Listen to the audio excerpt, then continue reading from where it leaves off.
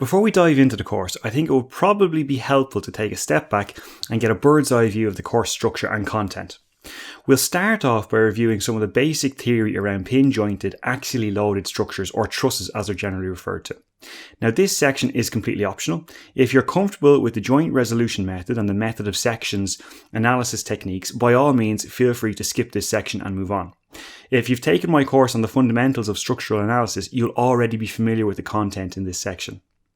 Next, we'll move on and start thinking about structures as energy storage devices and how this allows us to tie together the concepts of work, energy, and elastic deformation. What we're doing in this section is laying the groundwork required to develop a solid understanding of virtual work. In the next section, we'll introduce the principle of virtual work.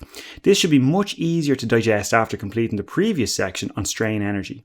In this section, we're simply focusing on the principle of virtual work and the building blocks required to use it in our structural analyses. In the following section, we'll look at making use of the principle of virtual work to determine unknown member forces and nodal displacements.